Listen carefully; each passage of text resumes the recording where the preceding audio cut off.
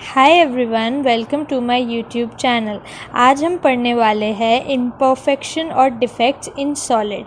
ठीक है, इसमें हम stoichiometric, impurity and non stoichiometric defects को डिटेल में पढ़ेंगे, जिसमें हम Schottky, Frenkel defect, metal deficiency defect and metal excess defect को देखेंगे। इम्परफेक्शंस और डिफेक्ट इन सॉलिड। अब ये जो इम्परफेक्शन या डिफेक्ट्स है वो कैसे अराइज होते हैं, यहाँ पर जैसे कि मैंने एक क्रिस्टल का स्ट्रक्चर ड्रॉ कर रखा है। ऐसे छोटे छोटे क्रिस्टल्स काफ़ी सारे मिलके क्या बनाएंगे, आपका एक कंप्लीट सॉलिड बनाएंगे। तो हर एक क्रिस्टल में कुछ डिफेक्ट होता है, या आप बोल सकते हैं इम्परफेक्शन होता है, या आप बोल सकते हैं इरेगुलरिटी या डिविएशन है। नॉर्मल स्ट्रक्चर इस तरीके का दिखना चाहिए, उसकी जगह पर कुछ ना कुछ उसमें इरेगुलरिटी है। ठीक है, तो सबसे पहले हम देखते हैं कि जो इम्परफेक्शन और डिफेक्ट्स है वो डिवाइडेड है मेजरली दो में, atomic defects and electronic defects. फिर उसके बाद जो आपका एटॉमिक डिफेक्ट्स है वो दो में फर्दर डिवाइडेड है, पॉइंट डिफेक्ट और लाइन डिफेक्ट। पॉइंट डिफेक्ट जैसा कि नाम बता रहा है, ये डिफेक्ट अराउंड अ पॉइंट या एटम होगा। ठीक है, और लाइन डिफेक्ट जैसा कि नाम बता रहा है, ये पूरी की पूरी एंटायर आपकी रो में होगा। जो आइडियल अरेंजमेंट जो कि मैंने आपको जस्ट बताया उससे कुछ अलग होगा, कुछ डेविएशन होगा उस अरेंजमेंट में। फिर आपका पॉइंट डिफेक्ट किस में डिवाइडेड है, stoichiometric defect, impurity defect, non stoichiometric defects में। ठीक है, इसको हम फर्दर इन डिटेल पढ़ने वाले हैं। तो सबसे पहले हम देखते हैं स्टाइक्योमेट्रिक डिफेक्ट। ठीक है, स्टाइक्योमेट्रिक डिफेक्ट में क्या होता है, इसको स्टाइक्योमेट्रिक इसलिए बोला क्योंकि डिफेक्ट होने के बावजूद भी, डिफेक्ट होने के बाद भी क्या है कि आपका जो केटायन और एनायन का रेशियो है वो क्या है, सेम रहेगा। या फिर आप बोल सकते हैं आपका जो मास और वॉल्यूम का रेशियो दिख रहा है, ठीक है, वो सेम रहेगा।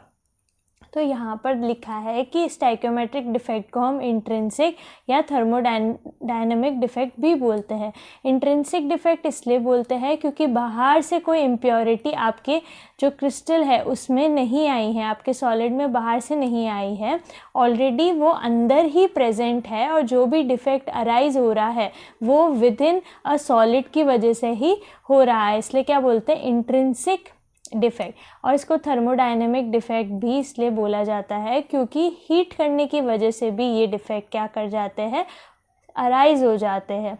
ठीक है, तो इसमें सबसे पहले हम देखते हैं stoichiometric defect non ionic solids में भी हो सकता है और आयनिक सॉलिड्स में भी हो सकता है। मोस्टली जो क्वेश्चन है वो आयनिक सॉलिड पर ही आता है, पर एक बार हम ब्रीफ में नॉन आयनिक सॉलिड्स को भी देख लेते हैं। नॉन आयनिक का मतलब होता है कि इस तरीके से केटायन और एनायन नहीं प्रेजेंट होंगे। जैसे यहाँ पर मैंने प्लस माइनस केटायन और एनायन को शो कर रखा है, यहाँ नॉन आयनिक सॉलिड में ऐसा कुछ नहीं होगा। इसको मैंने एक सिंपली एक स्फीयर की तरह आपको शो कर दिया है। तो इसमें पहला डिफेक्ट है वैकेंसी डिफेक्ट। वैकेंसी डिफेक्ट जैसा कि नाम बता रहा है, इसमें क्या होगा कि जो भी लेटेस्ट साइट होगी, जैसे कि यहाँ पर मैंने शो करी है, ये पहली लेटेस्ट साइट है, ये second latest site, third and so on, ये सारी क्या है, लेटेस्ट साइट है। तो लेटेस्ट साइट में से क्या होगा कि वो साइट ही जो है वो क्या कर जाएगी, वेकेंट कर जाएगी। ठीक है, अब वहाँ पर जो वेकेंट हुआ, लेट्स से कि यहाँ पर ये वाला स्पीयर यहाँ से चला गया, या फिर आप बोल सकते हो ये लेटेस्ट साइट यहाँ से चली गई, गायब हो गई, तो इस वजह से क्या अराइज हो गई, इरेगुलरिटी या डिविएशन। जो नॉर्मल स्ट्रक्चर जैसा होना चाहिए था उससे कुछ अलग स्ट्रक्चर हमें दिख रहा है, तो ये क्या है, वैकेंसी डिफेक्ट, क्योंकि वेकेंट हुई है लेटेस्ट साइट की जगह और ये डिफेक्ट अराइज हुआ है। तो इसमें ये जो न्यू है ये है, मतलब डेंसिटी को मैंने डिनोट किया है सिंबल से। डेंसिटी आपकी क्या कर जाएगी, डिक्रीज कर जाएगी, क्योंकि यहाँ से एक लेटेस्ट साइट ही चली गई है तो उसका कुछ ना कुछ मास तो होगा। अब मास क्या हो गया, कम हो गया, और डेंसिटी का फॉर्मूला होता है मास अपॉन वॉल्यूम। तो मास आपका कम होगा तो डेंसिटी भी क्या कर जाएगी, कम हो जाएगी। फिर बात आती है इंटरस्टिशियल डिफेक्ट की। इंटरस्टिशियल का मतलब होता है ये जो लेटेस्ट साइट्स है ना, इनके बीच में जो जगह है इसे हम बोलते हैं इंटरस्टिशियल स्पेस। ठीक है, तो इंटरस्टिशियल डिफेक्ट जो है ठीक इनके इन स्पेसेस के बीच में ही होता है, ठीक है। लेटेस्ट साइट अगर गायब हो जाए तो वैकेंसी डिफेक्ट, पर इन लेटेस्ट साइट के बीच में जो स्पेस है जिसे हम इंटरस्टिशियल स्पेस बोल रहे हैं, वहाँ पर क्या होगा कि कोई एक्स्ट्रा आपका कॉन्स्टिट्यूएंट पार्टिकल होगा उस जगह पे, जिस वजह से क्या होगा कि नॉर्मल जैसे स्ट्रक्चर आपका सॉलिड का दिखना चाहिए वैसा नहीं दिखेगा और उसमें डेविएशन आ गया, तो वो डिफेक्ट को हम क्या बोलेंगे, इंटरस्टिशियल डिफेक्ट। अब क्योंकि यहाँ पर एक्स्ट्रा मास एडअप हुआ है आपके सॉलिड में, तो आपकी डेंसिटी क्या कर जाएगी, इंक्रीज कर जाएगी, ठीक है। फिर उसके बाद जो आता है मेन टॉपिक वो देखते हैं, वो है आयनिक सॉलिड में स्टाइशियोमेट्रिक डिफेक्ट, ठीक है। अब ये दो तरह के होते हैं, एक तो होता है शॉर्टकी डिफेक्ट और एक होता है फ्रैंकल डिफेक्ट, ठीक है। शॉर्टकी डिफेक्ट को एक बार देखते हैं, उससे पहले हम देख लेते हैं कि जो भी डिफेक्ट हम आयनिक सॉलिड में पढ़ने वाले हैं वो हमेशा अपनी इलेक्ट्रिकल न्यूट्रलिटी को मेंटेन करके चलेगा। कहने का मतलब ये है कि आयनिक सॉलिड में जैसा कि हम जानते हैं कैटायन और एनायन प्रेजेंट होते हैं, तो किसी भी रीज़न की वजह से अगर कैटायन वहाँ से चला जाएगा तो एनायन भी चला जाएगा, या फिर आप बोल सकते हैं किसी रीज़न की वजह से हो सकता है कि जो आपका पॉजिटिव चार्ज है वो कम हो जाए तो आपका नेगेटिव चार्ज भी उतना ही कम होगा, या पॉजिटिव चार्ज अगर बढ़ जाए तो नेगेटिव चार्ज भी उतना ही बढ़ेगा। मतलब ये अपनी न्यूट्रलिटी नहीं छोड़ेगा चाहे कोई भी डिफेक्ट आ जाए, ठीक है। आयनिक सॉलिड की ये बात है, ठीक है। शॉर्टकी डिफेक्ट क्या होता है, शॉर्टकी डिफेक्ट को इस डायग्राम के थ्रू मैं समझाती हूँ। इसमें क्या होता है कि यूजुअली सबसे पहले तो आपका जो कैटायन है वो अपनी लेटेस्ट साइड को छोड़ के चला जाता है, ठीक है। तो यहाँ पर मैंने आपको कैटायन को प्लस से और एनायन को माइनस से डिनोट करा है और यहाँ पर एक सॉलिड का स्ट्रक्चर आपको बताया गया है। तो यहाँ पर हमने देखा कि कैटायन क्योंकि छोटी साइज़ का होता है कंपैरेटिवली टू एनायन, तो मोस्टली पहले तो कैटायन जाएगा अपनी लेटेस्ट साइड को छोड़ के।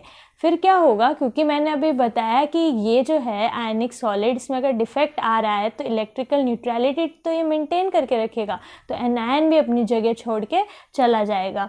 तो यहाँ पर क्या होता है, कैटायन और एनायन अपनी अपनी जगह छोड़ के चले जाते हैं और यहाँ पर क्या एक वैकेंसी क्रिएट हो जाती है। इसी को हम क्या बोलते हैं, Schottky defect in ionic solids, ठीक है।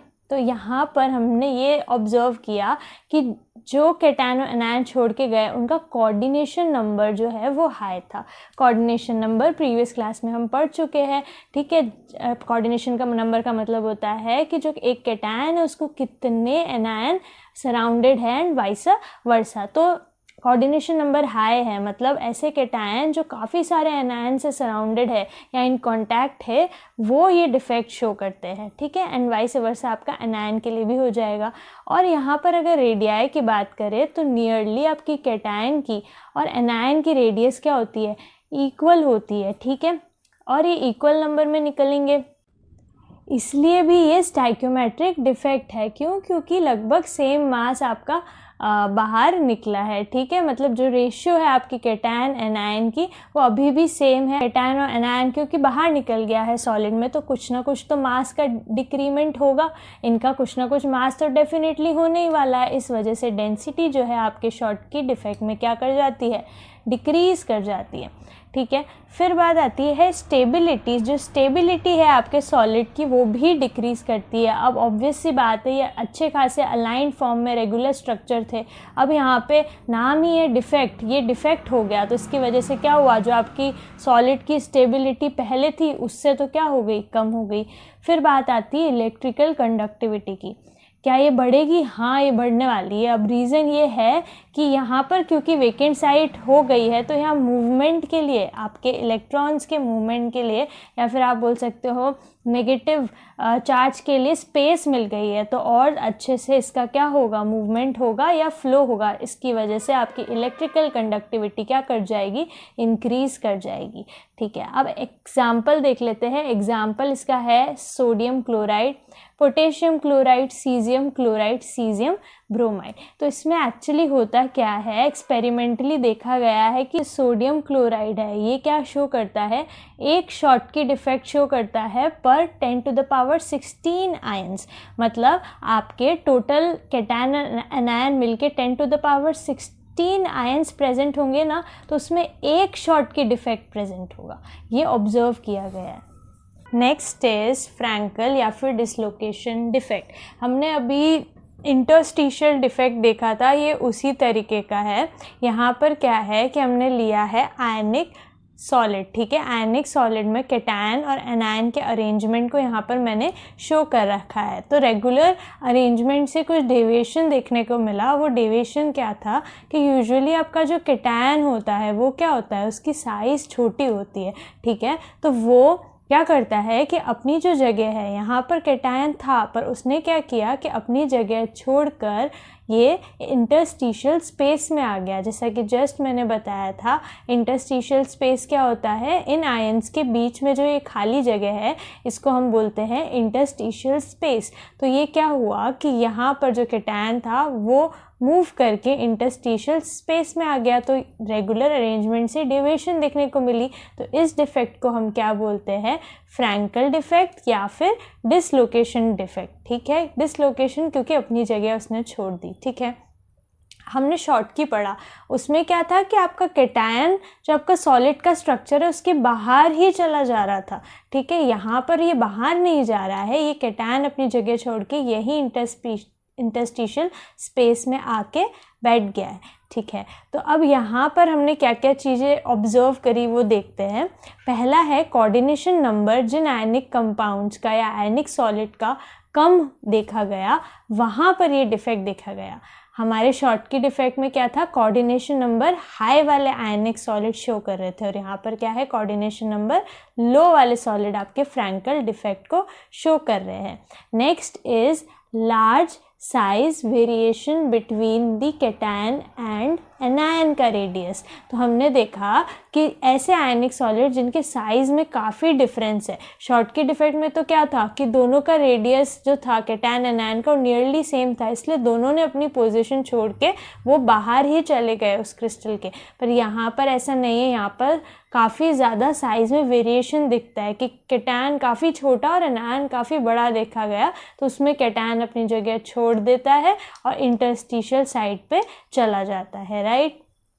इसके बाद आता है एग्जाम्पल कौन कौन से कंपाउंड है आयनिक जो शो करते हैं, ये आपको लर्न करना है। Zinc sulphide, silver chloride, silver bromide और सिल्वर आयोडाइड, ठीक है। फिर उसके बाद बात आती है डेंसिटी की। अब यहाँ पर आपसे अगर पूछे कि यहाँ पर डेंसिटी बढ़ी या कम हुई, तो आप बोलेंगे कि डेंसिटी में तो कोई अफेक्ट ही देखने को नहीं मिला। क्यों? क्योंकि मास का रिडक्शन हुआ ही नहीं। यहाँ पर जो कैटायन था वो यहीं पर इंटरस्टिशियल स्पेस पे आके बैठ गया, तो मास तो जो था वही अभी भी है। इस वजह से जो आपकी डेंसिटी है वो क्या है, अनअफेक्टेड है, ठीक है। अगर स्टेबिलिटी की बात करें, क्योंकि रेगुलर अरेंजमेंट जो होता है वो क्या होता है, ज़्यादा स्टेबल। अभी है तो ये डिफेक्ट ही, तो इस वजह से आपका ओवरऑल सॉलिड की स्टेबिलिटी पहले से कंपैरेटिवली क्या हो जाएगी, डिक्रीज हो जाएगी, ठीक है। उसके बाद बात आती है electrical conductivity and dielectric constant की। तो ये डेफिनेटली बढ़ने वाला है। क्यों? क्योंकि अगेन यहाँ पर स्पेस क्या हुआ है, खाली हुआ है। तो यहाँ पर जो फ्लो है इलेक्ट्रॉन्स का, जो मूवमेंट है आयन का, उसकी स्पेस और मिल गई है। इसकी वजह से हमारी कंडक्टिविटी और डाइलेक्ट्रिक कांस्टेंट जो है वो बढ़ गया है।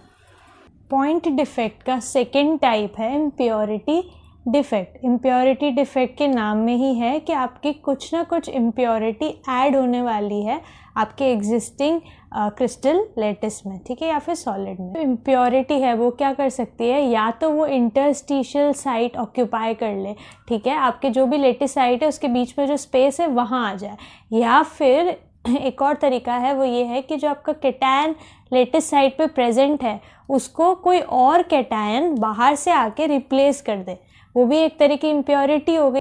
फॉर एग्जाम्पल यहाँ पर हमने क्या किया, NaCl का सॉलिड ले रखा है, ठीक है। अब ये क्या है, रेगुलर अरेंजमेंट है जैसे कि होनी चाहिए थी। अब इसमें हमें क्या बताना है, इम्प्योरिटी डिफेक्ट। तो ये प्रैक्टिकली देखा गया कि NaCl जो क्रिस्टल था ना उसमें स्ट्रोंशियम की इम्प्योरिटी देखी गई। अब क्योंकि यहाँ पर साफ दिख रहा है कि जो स्ट्रोंशियम है उसका जो चार्ज है वो कितना है, +2, और वहीं हमारा जो Na है, सोडियम है, इस पे चार्ज कितना है, +1। तो स्ट्रॉन्शियम कितने सोडियम आयन को रिप्लेस करेगा? क्योंकि हमें याद करो, मैंने बोला था कि इलेक्ट्रिकल न्यूट्रलिटी आयनिक सॉलिड में हमेशा मेंटेन रहेगी, इसलिए हमारे स्ट्रॉन्शियम क्योंकि +2 है वो 2 सोडियम आयन को रिप्लेस करने वाले हैं, ताकि एक स्ट्रॉन्शियम जो +2 है वो 2 सोडियम को रिप्लेस करेगा, जिसका चार्ज +1 2 हो जाएगा। ठीक है, इस वजह से ऐसा है। तो यहाँ पर हमने देखा कि ये वाला जो सोडियम आयन था और ये वाला जो सोडियम आयन था, इनको स्ट्रॉन्शियम ने क्या कर दिया? रिप्लेस कर दिया। तो यहाँ पर तो स्ट्रॉन्शियम बता दिया और यहाँ पर क्या होगी? एक वेकेंट स्पेस आपकी क्रिएट हो गई, जिसे हमने बोला कैटायन वैकेंसी। ठीक है, तो अगर आपसे पूछा जाए कि इम्प्योरिटी डिफेक्ट में जो स्ट्रॉन्शियम की इम्प्योरिटी है NaCl में, उसमें नंबर ऑफ कैटायन वैकेंसी कितनी होगी, तो आप बोलेंगे कि नंबर ऑफ कैटायन वैकेंसी उतनी ही होगी जितने नंबर ऑफ स्ट्रॉन्शियम आयंस होंगे। फॉर एग्जांपल क्वेश्चन दे दिया जाए कि 10 स्ट्रॉन्शियम आयंस है, तो इसका मतलब कितनी कैटायन वैकेंसी है? 10। ठीक है, अब क्योंकि यहाँ पर वैकेंसी क्रिएट हुई है तो डेफिनेटली आपकी इलेक्ट्रिकल कंडक्टेंस जो है वो क्या होने वाली है? इंक्रीज़ होने वाली है, क्योंकि हमारे आयंस के लिए, इलेक्ट्रॉन के फ्लो के लिए हमारे पास क्या हो गई है? स्पेस क्रिएट हो गई है, तो इजीली फ्लो हो पाएगा। इलेक्ट्रिकल कंडक्टेंस क्या होने वाली है? इंक्रीज़ ही होने वाली है। Third type of point defect is non-stoichiometric defect. As the name says, यहाँ पर जो है डिफेक्ट के बाद स्टाइक्योमेट्री आपकी मेंटेन नहीं हो पाती है। ठीक है, तो यहाँ पर नॉन स्टाइक्योमेट्रिक डिफेक्ट 2 तरीके के होते हैं। First one is metal deficiency defect. ठीक है, मेटल डेफिशिएंसी डिफेक्ट मोस्टली कौन शो करते हैं? आपके ट्रांजिशन मेटल्स के एलिमेंट, जो कि मैंने यहाँ पर आपको पिक्चर में बता दिया है। ठीक है, अब लेट्स से हमने ट्रांजिशन मेटल में आयरन का कंपाउंड लिया है। अब आप सभी को पता है आयरन की लोअर ऑक्सीडेशन स्टेट क्या है? आयरन +2, मतलब Fe+2, और हायर ऑक्सीडेशन स्टेट है Fe+3। ठीक है, अब हम इस स्टेटमेंट को एक बार पढ़ते हैं और समझते हैं कि मेटल डेफिशिएंसी डिफेक्ट आखिर है क्या। तो cation of lower oxidation state missing balanced by cation of same metal in higher oxidation state. इसका मतलब ये है कि आपका लेट से एक सॉलिड है, ठीक है, उसमें Fe+2 प्रेजेंट है, तो ये बोल रहा है कि जो Fe+2 है वो अपनी जगह से क्या है? मिस हो गया है, अपनी लेटेस्ट साइट को छोड़ के चला गया है, और उसको कौन बैलेंस कर रहा है? सेम मेटल, मतलब Fe+3 अपनी हायर ऑक्सीडेशन स्टेट में। तो Fe+2 जो है उसकी हायर ऑक्सीडेशन स्टेट है Fe+3, तो वो उसको क्या कर रहा है? बैलेंस कर रहा है। ठीक है, तो मेटल का जाना इस कॉजिंग क्या? मेटल डेफिशिएंसी, मेटल की कमी हो गई ना अब सॉलिड में। ठीक है, और उसको बैलेंस कौन कर रहा है? +3। तो आफ्टर डिफेक्ट जो आपकी स्टाइक्योमेट्री है जो पहले थी वो अब बाद में नहीं है। क्यों? क्योंकि आपका मेटल तो एक तो चला ही गया बाहर, तो मास में रिडक्शन तो आया ही, तो आपका जो रेशियो था अब वो पहले जैसा नहीं रहा आफ्टर डिफेक्ट। ठीक है, इसलिए यहाँ पर क्या हो गई है? स्टाइक्योमेट्री में चेंज आ गया है। एग्जाम्पल यहाँ पे मैंने बता रखा है आयरन का ऑक्साइड। आयरन के ऑक्साइड में ये 0.96 का मतलब ये है कि अगर 100 ऑक्साइड आयन है तो उसमें 96 आपके आयरन के आयन्स होंगे। ठीक है, अब वो जो आयरन के आयन्स मैंने 96 बताए उसमें +2 भी होंगे और +3 भी होंगे। ठीक है, और वहीं पर है आयरन का 0.93 करके और फिर ये ऑक्साइड। ठीक है, ये इसके एग्जाम्पल हो गए। तो क्लियर है, मेटल डेफिशिएंसी डिफेक्ट में सिंपली आपका जो मेटल है वो लोअर ऑक्सीडेशन वाला मेटल अपनी जगह को छोड़ देगा, उसकी जो साइट है वो तो वेकेंट हो जाएगी। ठीक है, और उसी सेम मेटल का हायर ऑक्सीडेशन वाला उसको बैलेंस करने की कोशिश करने वाला है। Next one is metal axis defect in non stoichiometric defects. ठीक है। अब मेटल एक्सिस, जैसे कि नाम में ही दे रखा है, मेटल आपका एक्सिस में प्रेजेंट होने वाला है, ज़्यादा अमाउंट में प्रेजेंट होने वाला है। अब मेटल ज़्यादा कब प्रेजेंट हो सकता है, या तो एक्स्ट्रा मेटल उस क्रिस्टल में आ जाए, जो कि यहाँ पर है extra cation in the interstitial site, या फिर आपका उस क्रिस्टल का जो एनायन है वो निकल जाए, तो भी मेटल ज़्यादा हो जाएंगे, क्योंकि मेटल तो क्या होता है, कैटायनिक फॉर्म में होता है। तो पहला टाइप है एनायन वैकेंसी। अब एनायन वैकेंसी होगी तो क्या होगा आपका, मेटल एक्सिस डिफेक्ट। अब एनायन वैकेंसी होती क्या है, आप यहाँ पर देखिए, ये मैंने एक NaCl का क्रिस्टल स्ट्रक्चर जो रेगुलर फॉर्म में होता है वो कंसिडर कर रखा था, ठीक है। अब यहाँ पर क्या किया हमने, इस NaCl स्ट्रक्चर को क्या किया, हीट किया, गर्म किया। तो उससे क्या हुआ कि यहाँ पर पहले Cl माइनस एनायन प्रेजेंट था, ठीक है। तो वो Cl माइनस एनायन जो है वो क्या करेगा, सरफेस की तरफ मूव करने लगेगा, ठीक है, क्योंकि यहाँ पर क्या बोलते हैं, एनायन की वैकेंसी होने वाली है, ठीक है। तो ये क्या करेगा, गर्म होने पर सरफेस के साइड मूव करेगा। और ये जो हीटिंग हमने कराई थी ना NaCl क्रिस्टल की, वो in the presence of sodium vapours कराई थी, ठीक है। तो जैसे ही ये क्लोराइड एनायन जो है वो सोडियम वेपर से जाके टकराएगा, तो क्या होगा कि जो आपका सोडियम वेपर है वो तो क्या था, न्यूट्रल था, ठीक है। अब क्या करेगा, ये एक इलेक्ट्रॉन क्या करेगा, वैलेंस शेल का लूज कर देगा, और आपका Na+ हमें मिल जाएगा, और साथ ही साथ एक इलेक्ट्रॉन बाहर निकल जाएगा, ठीक है। यहाँ तक क्लियर है। फिर ये जो इलेक्ट्रॉन बाहर निकला है ये कहाँ जाएगा, ये जाएगा आपके Cl माइनस की खाली जगह पे, यहाँ पर, ठीक है। ये जो इलेक्ट्रॉन है ये आया कहाँ से था, ये यहाँ से ही आया है, ठीक है। तो यहाँ पर क्यों गया, ताकि आपकी इलेक्ट्रिकल न्यूट्रलिटी मेंटेन रहे, जो हमने स्टार्टिंग में पढ़ ली थी कि डिफेक्ट कुछ भी हो, आपकी इलेक्ट्रिकल न्यूट्रलिटी तो आयनिक सॉलिड में क्या करनी है, मेंटेन करनी है। तो क्योंकि यहाँ से Cl माइनस गया, तो इसकी जगह कौन आया, इलेक्ट्रॉन ने ये सेंटर को क्या किया, लेटिस साइड को ऑक्यूपाई किया।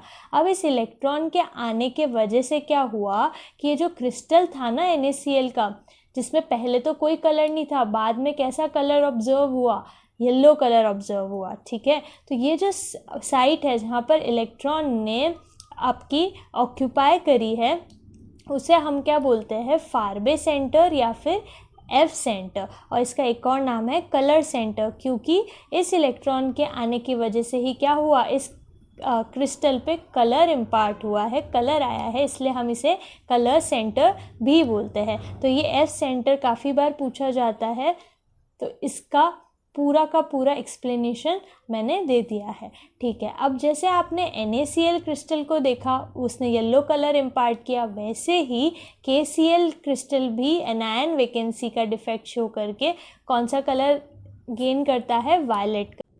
और जो आपका लिथियम क्लोराइड है उसका क्रिस्टल पिंक कलर को इम्पार्ट करेगा, ठीक है। काफ़ी इजी है, समझ में आ गया। अब नेक्स्ट है एक्स्ट्रा कैटायन इन इंटरस्टिशियल साइट। इससे भी आपका क्या हो सकता है, मेटल का एक्सेस हो सकता है, ठीक है। तो यहाँ पर मैंने अगेन आपका एक आयनिक क्रिस्टल ले लिया है, ठीक है। अब क्या हुआ, यहाँ पर बाहर से एक्स्ट्रा कैटायन आपके इंटरस्टिशियल साइट पर आ गया है, ठीक है। और इसको इलेक्ट्रिकल न्यूट्रलिटी मेंटेन करने के लिए एक इलेक्ट्रॉन भी इंटरस्टिशियल साइट पर आ गया है। अब इसमें क्या हुआ, क्योंकि आपका कैटायन इंटरस्टिशियल साइट पे आ गया है, तो क्या हो गया आपका ये मेटल एक्सिस डिफेक्ट, क्योंकि मेटल जो है वो कैटायनिक फॉर्म में ही होता है, ठीक है। इसका एग्जाम्पल है जिंक ऑक्साइड। तो इसमें क्या हुआ, जब हमने जिंक ऑक्साइड के क्रिस्टल को हीट किया तो हमने देखा कि जिंक +2 बाहर निकला, ठीक है, और आपका 2 इलेक्ट्रॉन मिले और हाफ ऑक्सीजन जो है वो लिबरेट हो गई। ऑक्सीजन तो गैस है, वो लिबरेट हो गई। तो इसमें क्या हुआ, जो हमारा जिंक ऑक्साइड क्रिस्टल था ना, वहाँ पर एक्स्ट्रा Zn+2 का क्रिस्टल और यहाँ से जो इलेक्ट्रॉन मिला था, ठीक है, हीट करने पर Zn को, वो ही आपके जो क्रिस्टल स्ट्रक्चर यहाँ पे बताया है वहाँ पर जाके इंटरस्टिशियल साइट को क्या करने वाला है, ऑक्यूपाई करने वाला है।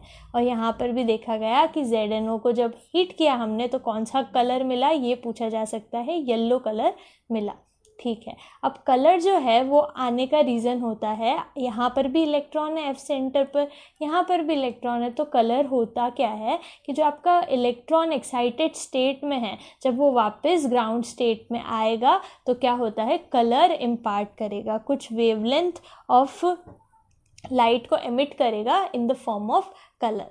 ठीक है। अब ये दोनों के दोनों ही क्या है, नॉन स्टाइक्योमेट्रिक डिफेक्ट। क्यों हुआ ऐसा, क्योंकि यहाँ पर भी आप देखें तो आपका पहले जो Cl- था वो बाहर चला गया, तो ओरिजिनल क्रिस्टल का जो आपका स्टाइक्योमेट्री थी वो अब फाइनल डिफेक्ट के बाद अब नहीं रही। वैसे ही यहाँ पर क्या हुआ, एक्स्ट्रा कैटायन बाहर से आ गया, जिसकी वजह से अब जो कैटायन एनायन है उनका रेशियो क्या हो गया, डिस्टर्ब हो गया। तो अगेन यहाँ पर स्टाइक्योमेट्री नहीं रही पहले जैसी, इसलिए ये क्या आता है, नॉन स्टाइक्योमेट्रिक डिफेक्ट में आता है। यहाँ पर आपका कंप्लीट होता है सॉलिड स्टेट का चैप्टर। Thank you.